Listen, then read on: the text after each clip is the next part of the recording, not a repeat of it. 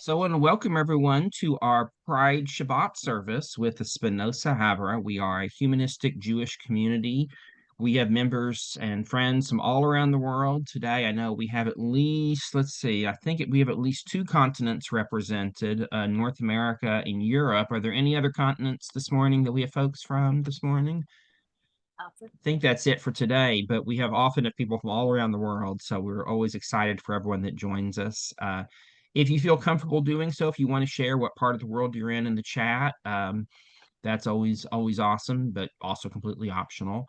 And also, I'll just mention, especially for those of you watching online later in the recording, if you're not on our mailing list, please email us at spinozahavurah@gmail.com. And I'm going to put that email in the chat real quick. And Paula answers those emails and does a great job of just keeping track of everybody and making sure we all know what's going on. So please email so we can have you on our email list, and that's how we send out announcements about our services and everything. And just some of the places this morning, I know we have folks here from Iowa, South Dakota, Oklahoma, New Jersey. I think we have Florida, we have Texas, we have Colorado, um, and I think probably Canada. I think let's see. I think those are some of the places we have folks from this morning. So we're very excited to have everyone here today. So for our service itself, today we're mostly going to be working with our I'm sorry, not a Hanukkah menorah, but rather a Pride menorah service. And I'm rather excited for several reasons about this. One is that this service, the Hanukkah menorah uses different colored candles. And I thought that was a really cool idea, but I realized I did not have all the colors, so I ordered them on Amazon this week to have them here in time. But I also realized in looking over the service that there are seven lights in this menorah, which is great because I have a menorah that I had a relative bring back from a trip to Israel, and it has seven lights on it instead of usually a Hanukkah will have a total of nine, eight plus the one for the shamash candle. Oh, real quick, I forgot, I need to put Paul and Betty, and I'm making y'all co-hosts just so in case I miss anyone who's joining us. Anyway, I'm very excited that I finally have a use for the the menorah with seven lights on it. So I'm in just a moment I'll show y'all. I'm trying to still get. The only problem is these candles are not exactly a perfect fit for the size of the holes in this menorah, so I'm having to melt the bottoms of them a little bit to get them into the anyway, I'll show y'all real quick what it looks like if y'all can see it before we get it lit in a little bit. So it's kind of cool. But I still got one more I'm trying to get in here before we start lighting, and we'll see, and hopefully not burn the house down. Okay, they are not going to work. But anyway, so we'll just show each light one at a time because it's not going to work. They're shucks. Oh well. So let me go ahead. I'm going to go ahead and turn on our screen share this morning. Uh, I will mention we are going to have some time for sharing in a little bit. At a few spots in the service, I do have one special reading we'll be doing, but if you have a poem, a short reading, anything like that you'd like to share with our community this morning, just want to give you the heads up that we'll have a little time later for that kind of thing. So if you have something, go ahead and get it ready.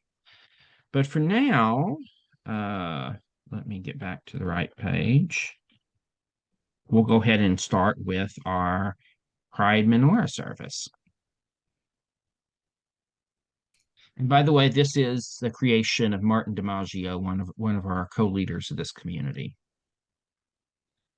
So first, let's begin with a little bit of song. I'll go ahead and lead this one, but if you want to sing along, just have it muted because we don't get the feedback, and then we'll have some. I'll also have some places later on. I'll be asking for some people to help with readings and whatnot. Hine matov manahim sheveramim gam yakad. Hine matov manahim Shabbat Amim Gam Yachad. Hine Matov. Shabbat Amim Gam Yachad. Hine Matov. Shabbat Amim Gam Yachad. Hine Matov Umanahim. Shabbat Amim Gam Yachad. Behold, how good and how pleasant it is for people to dwell together.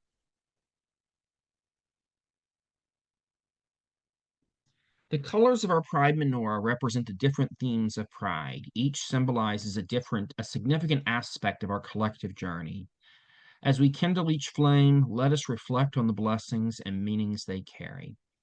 And by the way, throughout this service will be, and I'll put this in the chat too, but this is the blessing that we will say after we light each candle of the, actually,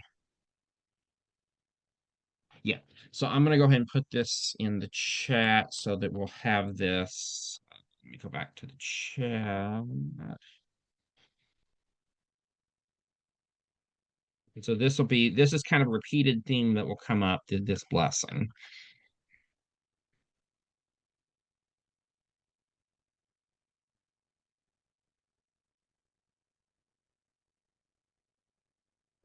And since we are, as we are coming into this, let's go ahead and we will recite our version of the Shehechianu.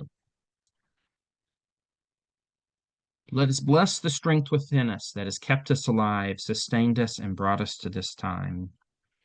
And so we now light the menorah by lighting the black candle first and using it to light the others, moving from red to purple. And so I'm going to go ahead and actually, let's go ahead and recite the blessing for the candle too. Baruch Haor B'Maseret Hanotain Lanu Sason Vesimka Behadlakat Ner Shel Ga'ava. Blessed is the light and tradition which gives us joy and happiness in the kindling of the pride lights.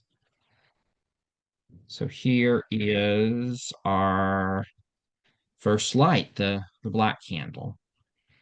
And then let me go ahead and we'll read the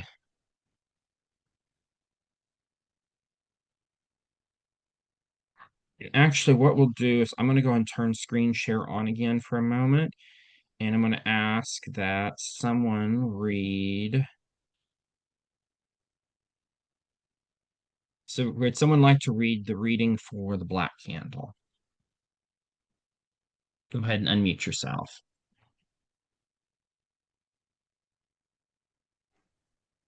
This black candle represents people of color and the beautiful diversity of cultures, races, and ethnicities within our communities.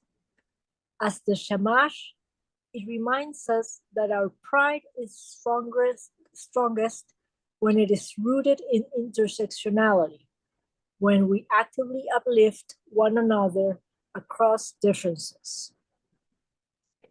Amen. Let me see if I can get this to stay in the menorah, maybe.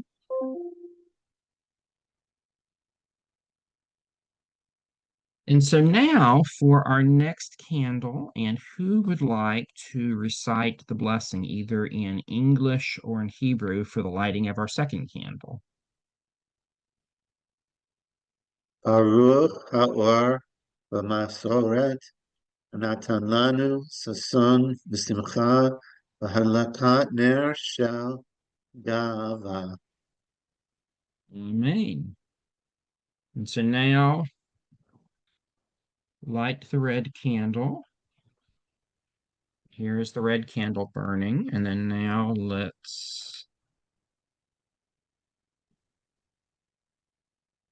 And so do we have a volunteer to read the blessing for the red candle? Or the reading for the red candle?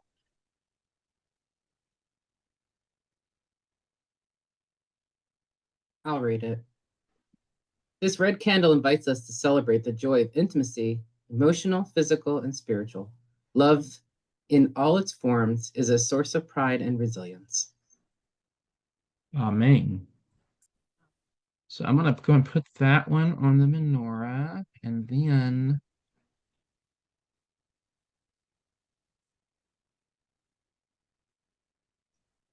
yeah, we'll see if I can do this.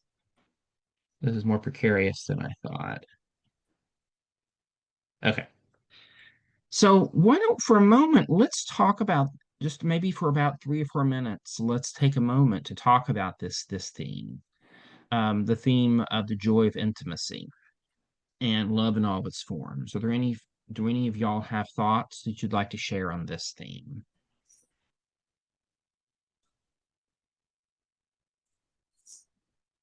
I have something.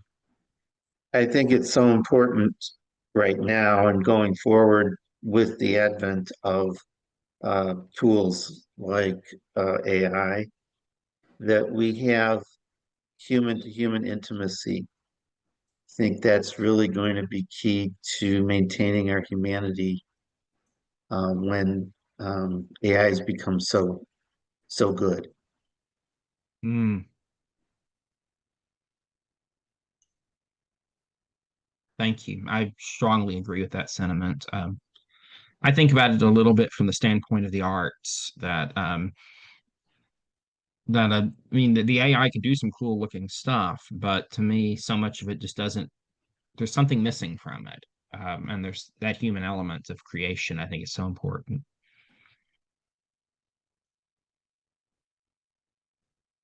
And considering how difficult these times are, hanging on to the sense of love in any way that we can, it's very important, I think, in grounding.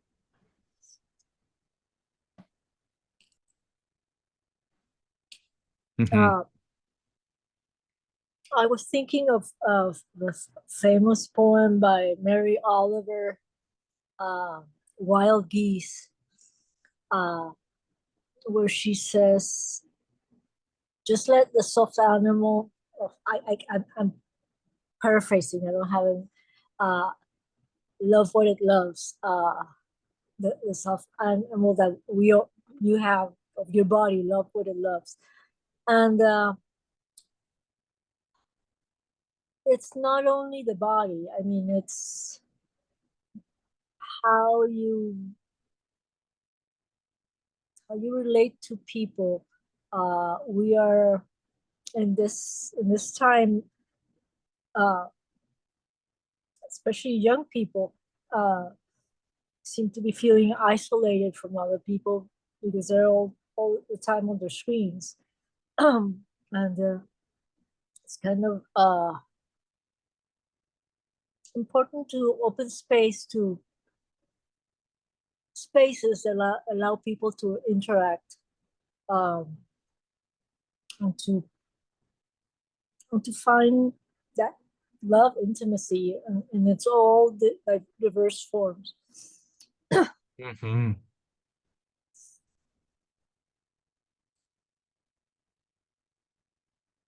Well, we now move to our orange candle. So let's go ahead and who would like to recite the blessing first for the lighting of the candle? And you can do it in English or in Hebrew, it doesn't matter.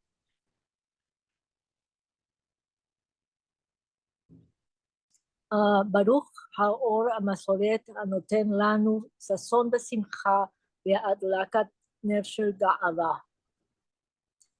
Blessed is the light. Amen. Blessed is the light in the tradition which gives us joy and happiness in the kindling of the pride lights. And so for our orange light, if you would like to do the reading for the orange candle.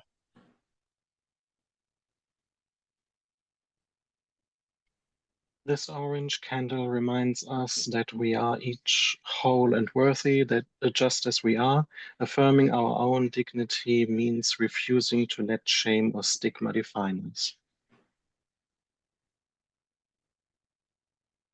And so now let me show you all the orange candle. I'm going to put it now on the menorah over here. And I may have to move I don't want to move the menorah. It's kind of precarious. So I'm going to put them in the menorah. At the end, I'll show y'all it's all lit all at once, but we'll do it this way. So for the orange candle, I do have a reading I'd like to share for this one. And this is from one of my favorite book series in the world. And it's the Tales of the City book series by Armistead Maupin. And it's a really huge book, a series of books, particularly in the LGBTQ world, because Armistead Maupin was the first major author to write about the AIDS epidemic. And this was very early on, at a point in time when I believe when his book that that that this came up as a plot thing was, I believe it was only about 1,000 people in the whole world who had been diagnosed with it at that point. But he wrote about it and humanized the struggle in some really powerful ways. But I also just adore his books because they pull you in. They were originally serialized in the in a few eventually it was in the San Francisco Chronicle. Early, I think previously it was another newspaper. But they were serialized in the newspaper. People loved it and they turned into these novels. But in this, the reading I'm going to do is from a point, and I'll give you the quick little nutshell of where we're at in the story before I do this reading. One of the key characters is a guy named Michael Tolliver, and he is a gay man who's originally from Florida, but he, like many people in the 60s and 70s, moved to San Francisco to be his gay self, to be proud and to be, but he was still closeted to his family back home. Um, he though had a health scare in this point in the book. He thinks he's going to die, and he ends up has a Guillain-Barré syndrome. So he was having paralysis. He's in the hospital, and his family wrote to him in the book. In the book, this happened. Wrote to him saying they were getting involved in Anita Bryant's Save the Children campaign. And if you're familiar with that history, it's a pretty bad bit of history. So Michael ends up dictating this letter to back home to his family to come out. And this is also, though, in real life, this is how Armistead came out to his real life family because they got the newspaper every week, whereas their son's stories were told. This is how he came out to them too. And this piece has since been performed. A lot of people have done it. You can find recordings of it online. But anyway, we're going to hear it just real quick. It's not very long, but it's a really moving letter. Dear Mama, I'm sorry it's taken me so long to write. Every time I write to you and Papa, I realize I'm not saying the things that are in my heart. That would be okay if I loved you any less than I do. But you are still my parents, and I am still your child. I have friends who think I'm foolish to write this letter. I hope they're wrong. I hope their doubts are based on parents who loved and trusted them less than mine do. I hope especially that you'll see that as an act of love on my part. See this as an act of love on my part, a sign of my continuing need to share my life with you. I wouldn't have written, I guess, if you hadn't told me about your involvement in the Save Our Children campaign. That, more than anything, made it clear that my responsibility was to tell you the truth, that your own child is homosexual, and that I never needed saving from anything except the cruel and ignorant piety of people like Anita Bryant. I'm sorry, Mama, not for what I am, but for how you must feel at this moment. I know what that feeling is, for I felt it for most of my life. Revulsion, shame, disbelief, rejection through fear of something I knew, even as a child, was as basic to my nature as the color of my eyes. No, Mama, I wasn't recruited. No seasoned homosexual ever served as my mentor, but you know what? I wish someone had. I wish someone older than me and wiser than the people in Orlando had taken me aside and said, "You're all right, kid. You can grow up to be a doctor or a teacher just like anyone else. You're not crazy or sick or evil. You can succeed and be happy and find peace with friends. All kinds of friends who don't give a damn who you go to bed with. Most of all, though, you can love and be loved without hating yourself for it." But no one ever said that to me, Mama. I had to find it on my own, with the help of the city that has become my home. I know this may be hard for you to believe, but San Francisco is full of men and women, both straight and gay, who don't consider sexuality in measuring the worth of another human being. These aren't radicals or weirdos, Mama. They are shop clerks and bankers and little old ladies and people who nod and smile to you when you meet them on the bus. Their attitude is neither patronizing nor pitying, and their message is so simple. Yes, you're a person. Yes, I like you. Yes, it's all right for you to like me too. I know what you're thinking now. You're asking yourself, what did we do wrong? How did we let this happen? Which one of us made him that way? I can't answer that, Mama. In the long run, I guess I really don't care. All I know is this: if you and Papa are responsible for the way I am, then I thank you with all my heart, for it's the light and the joy of my life. I know I can't tell you what it is to be gay, but I can tell you what it's not. It's not hiding behind words, Mama, like family and decency and Christianity. It's not fearing your body or the pleasures that God made for it. It's not judging your neighbor, except when he's crass or unkind. Being gay has taught me tolerance, compassion, and humility. It has shown me the limitless possibilities of living. It has given me people whose passion and kindness and sensitivity have provided a constant source of strength. It has brought me into the family of man, Mama, and I like it here. I like it. There's not much else I can say except that I'm the same Michael you've always known. And you just know me better now. I have never consciously done anything to hurt you. I never will. Please don't feel like you have to answer this now or right away. It's enough for me to know that I no longer have to lie to the people who taught me to value the truth. Mary Ann sends her love. Everything is fine at 28 Barbary Lane. Your loving son, Michael. I love that letter. It's really a touching one. But I don't know, I just thought that might be a good thing to share this morning. Okay, so for our next piece, let me go ahead and let's see, which candle color are we on next? Our next one is going to be the yellow candle. So let me go ahead and set up the screen share for that. So let's see. Who would like to recite the blessing for lighting this candle?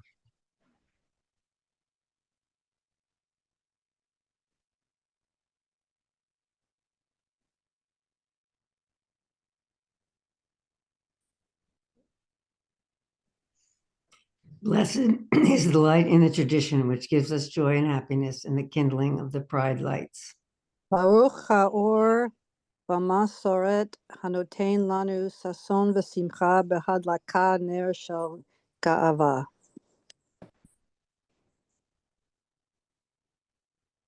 And who would like to read the reading for the yellow light? Yellow is the light of courage, to be open, to be seen. It is also the flame of memory, honoring those we've lost and those who paved the way for us. And so let me now show you the yellow light.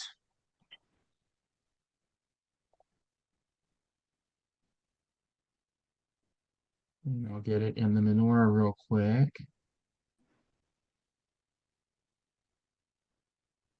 And so now let's go ahead and we'll have just a few minutes of discussion about this theme of courage, the idea to be open, to be seen, but also was tied to it's also the flame of memory. So if anyone has thoughts on either the themes of courage or memory, please go ahead and share. We'll have a few minutes for this.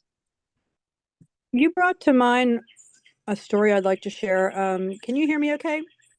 Yeah. Okay. I lived in San Francisco from 1986 to 88. And I was walking one day, and an empty storefront had been converted into an area where gay people could work on their pieces for the what was it called? The pride, the cloth pieces. It was Oh, a huge the AIDS quilt. the AIDS quilt, right? It was a huge installation. So there were several men in there working on their AIDS quilt, and there was a little line where people could go in and just watch quietly, or people were pretty respectful, but it was kind of casual. And then one of the men I was watching there, right there, it was like timing was perfect. His boyfriend, who had died, he was trying to figure out his Hebrew name. He wanted to put his Hebrew name on his quilt piece. And there I was, a Hebrew educator standing there, and I helped him. And it was such a wonderful experience and sweet, wonderful connection that we had, that I could help him. And he was so appreciative. And, the whole atmosphere was just one of real honor and respect, I think, and just friendliness and compassion. So thank you. Well, thank you so much for sharing that. Mm-hmm. I will mention that if anyone is not familiar with the AIDS quilt, you might look it up on Wikipedia, but there's also a good website about it. It's really a monumental project. It's still going on today, by the way. I'm actually an associate member of a progressive Mennonite church here in my city that I have long connections with, and I've stayed in touch with for a lot of reasons. But they're in the process actually of quilting a panel for the AIDS quilt. And the story on that is a young man. This was in the very early 90s, just a few years before the invention of the modern drug cocktail that really has saved so many lives. But he had moved to Oklahoma City, away from a pretty homophobic family situation, but never. Basically, for make a long story short, he made friends with this little church, and they were not a church that was, in those days. There really weren't that many open and affirming churches, even at least in Oklahoma City. There just didn't really exist very much of that yet.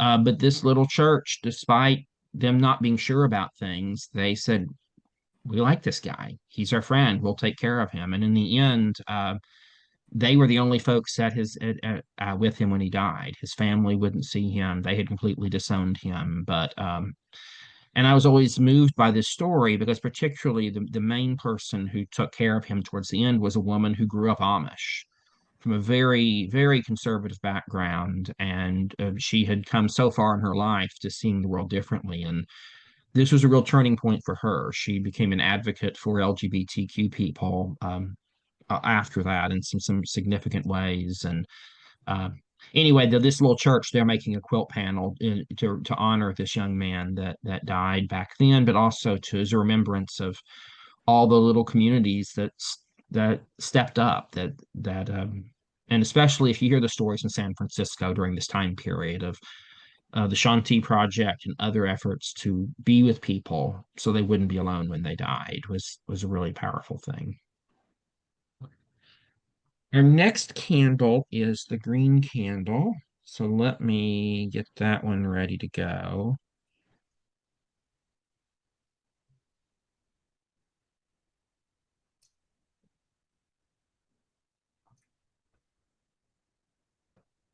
So for the green candle, who would like to recite the blessing for lighting this candle?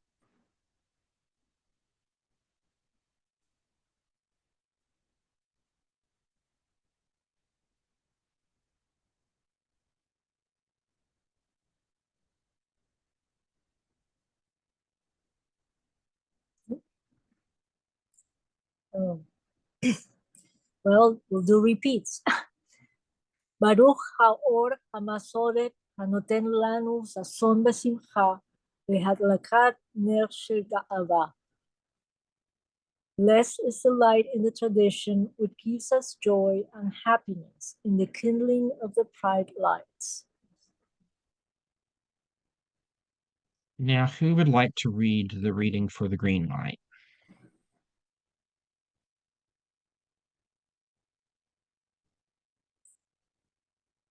Green symbolizes the rootedness and resilience we gain by being true to who we are and by respecting how others name and define themselves. And here is the green light burning.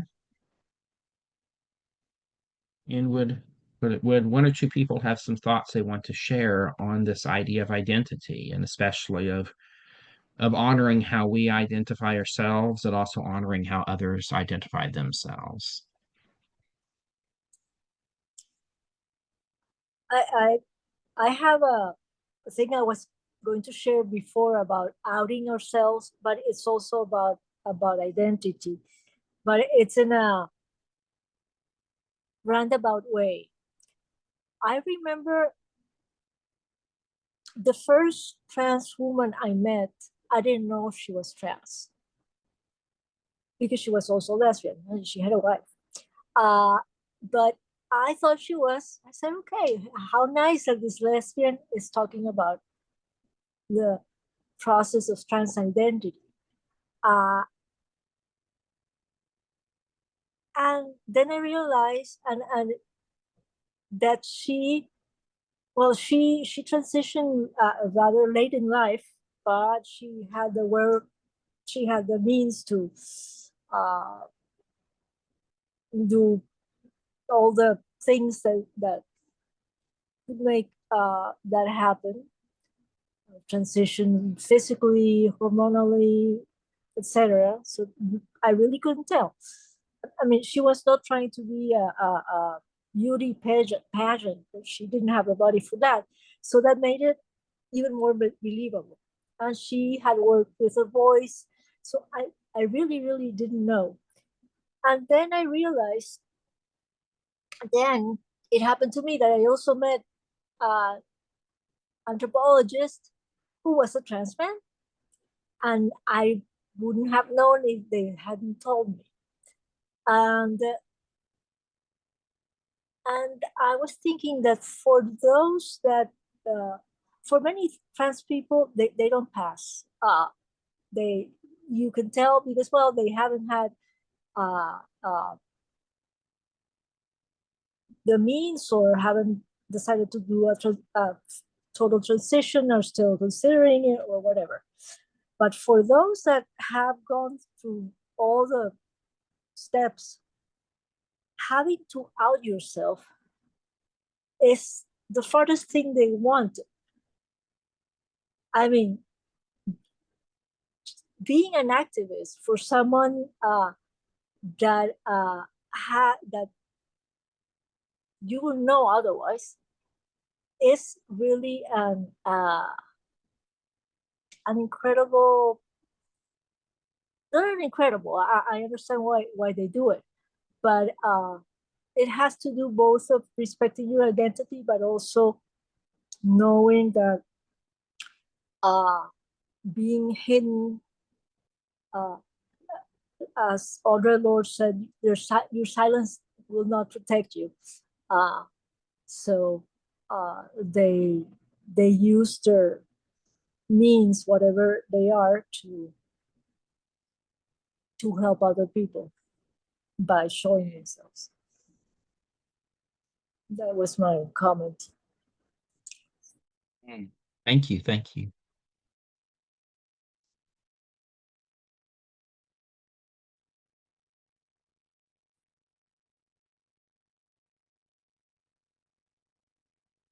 For our next candle, which is the blue candle,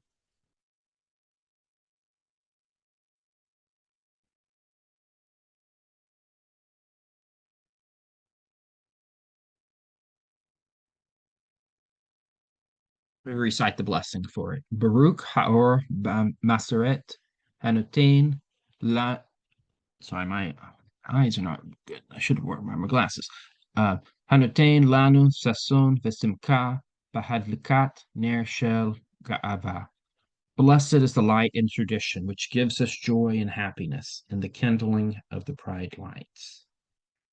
And now, who would like to recite the reading for the blue light? Blue represents healing, both personal and collective.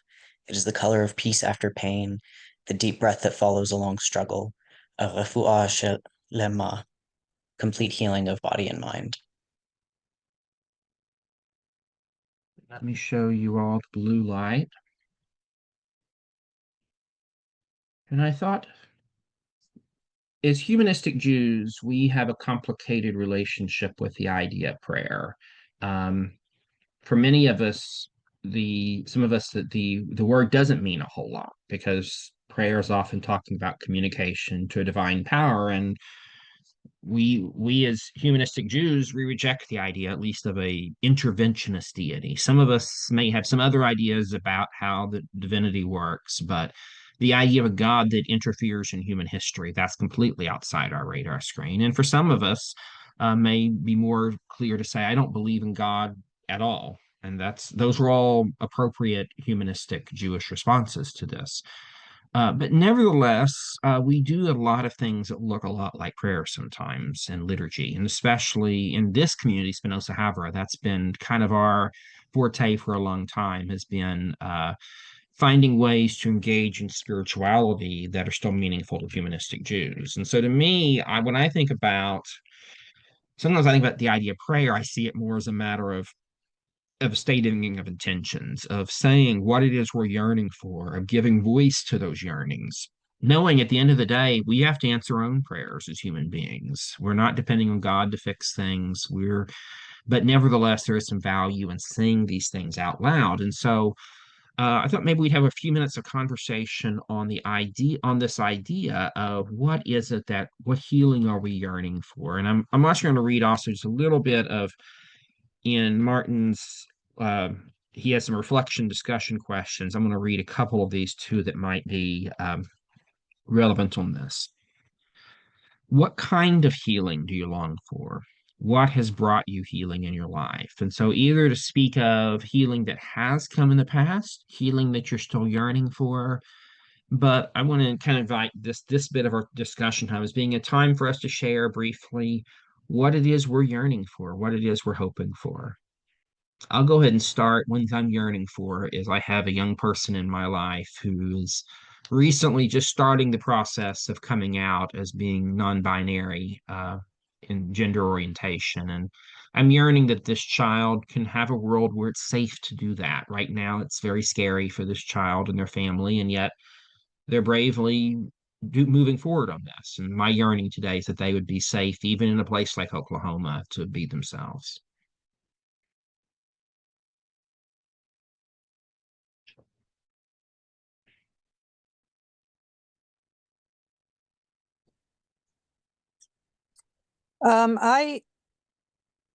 I would like to hope for peace and acceptance for all people.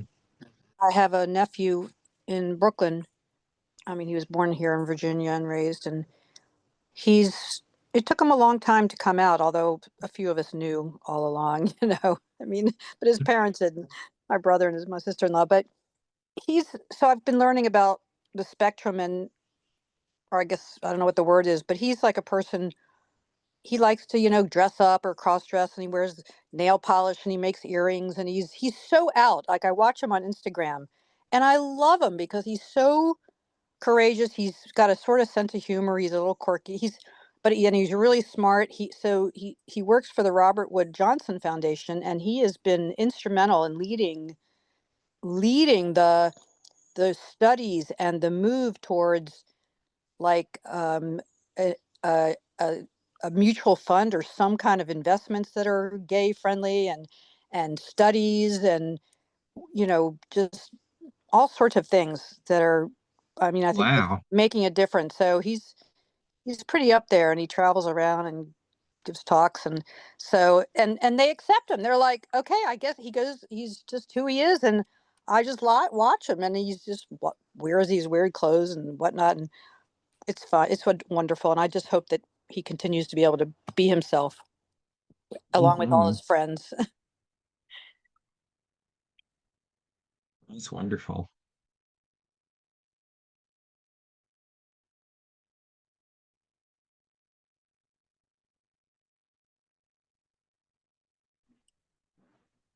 I yearn for a world where people are accepted and are safe. As you said, uh, I met people. I mean, I know people who have been killed. I know of people who have been beaten, and I know people that have committed suicide, all because of their either sexual orientation or gender identity or just gender expression. and it's so painful to see what's going on right now in this country, to know that their parents are, the families are moving because they feel they can no longer be safe. It's that's my journey. Let us build that world.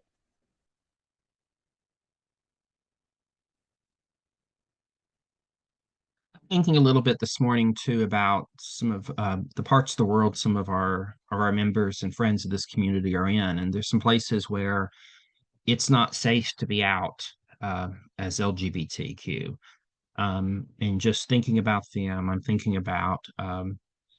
I'm also thinking about, this might seem like a strange, there's actually a fair number of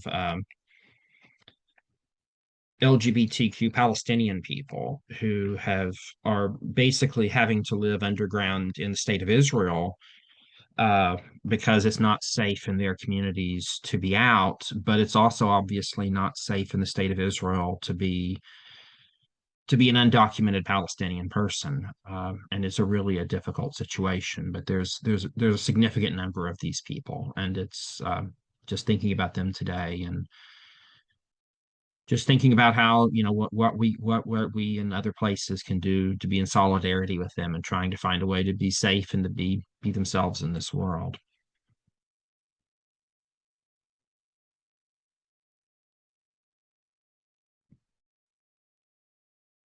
Our final candle this morning is the purple candle.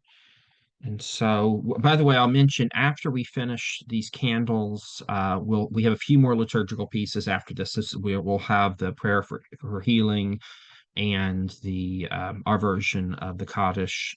We'll do that at the ending. So just kind of let you know what's coming up. But for a purple candle, let's go ahead and share screen.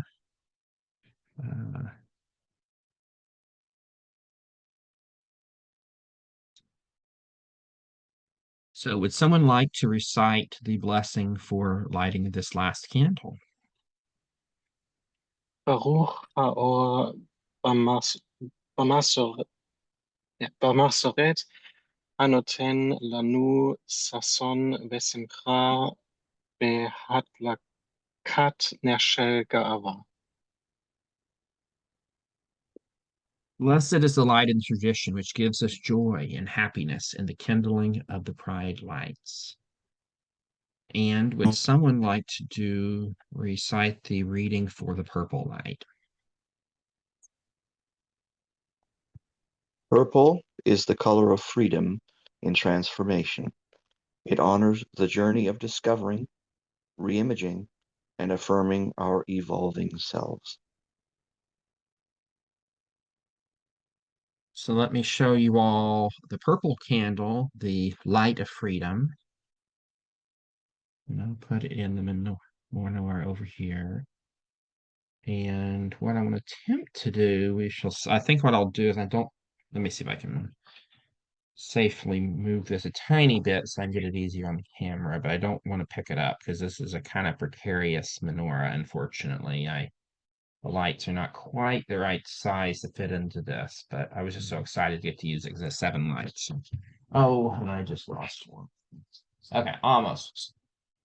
Maybe relight this one and then we can have the whole thing on the camera. Here we go. Okay, so we'll see if this works. Here's all of our 7 lights burning. It's beautiful. Mhm. Be sure to take a picture of it. Oh, I will, yeah. I kind of like it too because we've lit them one at a time. You can see like they all started at the same length, but they're kind of like a slope here, which is kind of interesting. In fact, you can see which of the ones we had longer discussions on based on the gaps between the different lights. So I don't know, it's kind of cool. But I'm real quick and take a picture of it too before we go on. Yeah, this is really cool.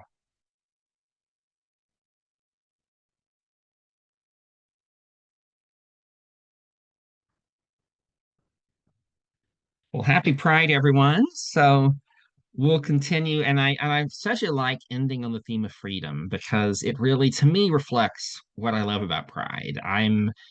I will admit I'm kind of I really get into Pride here, and especially in Oklahoma City because we this is a pretty repressive place in a lot of ways, but it has also been Oklahoma City has been a little bit of a mecca in this part of the country for LGBTQ people. And what's awesome is not just been the LGBTQ people, but it's all of the fellow travelers. The number of straight people that come to the Pride events in Oklahoma City is huge, actually, because it's a place where folks can be accepted for who they are in all the different ways and manifestations of that. And so, I don't know, there's just a lot of attending Pride events in Oklahoma is a joyful thing. And so if you've never been to Pride in your community, I strongly encourage it. It's a lot of fun and it's a lot of joy. So, for our last bits of our service this morning, let me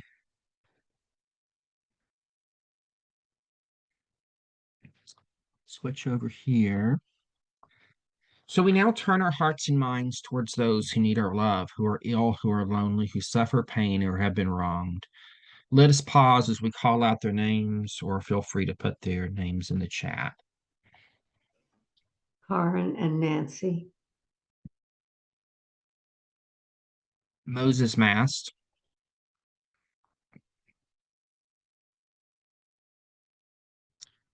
In the chat, we have Trina and Jack, Nellie and Nathalie,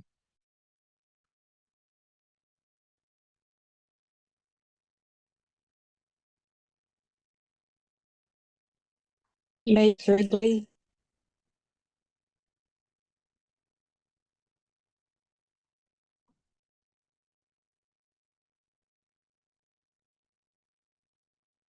thanks for joining us today, Max. It's been a delight having you here.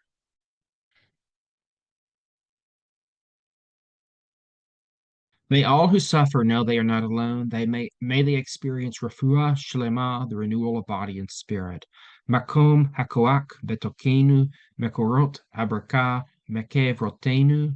May the source of strength that dwells so deep within us help us find the courage to make our lives a blessing. And let us say, Amen. And we now come to our time of remembering those who've gone before, those who that we want to remember today. So if you have someone's name that you remember, someone that you're remembering today, please say their name out loud or put it in the chat.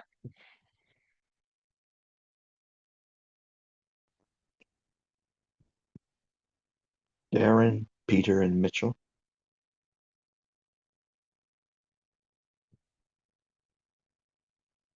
In the chat, Dick and Faye.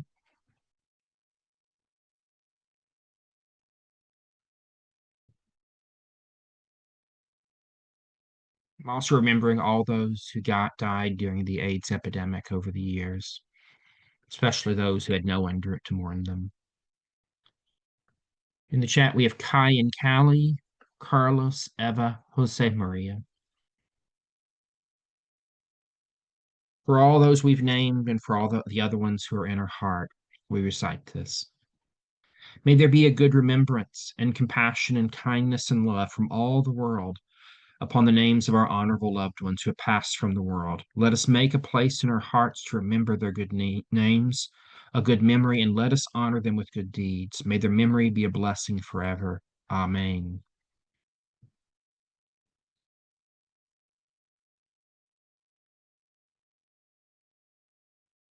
Nase shalom ba'olam. Nase shalom aleinu. Ve'al kol Yisrael. Ve'al kol yoshvei tevel. Ve'noma. Amen. And now, if you have Actually, let's do the Eleno too.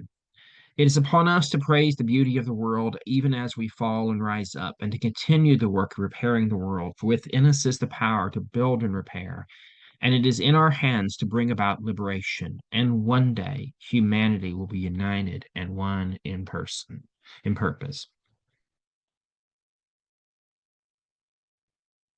And now, if you have wine, or in my case, I have my morning hot tea, let's go ahead and recite the Kiddush.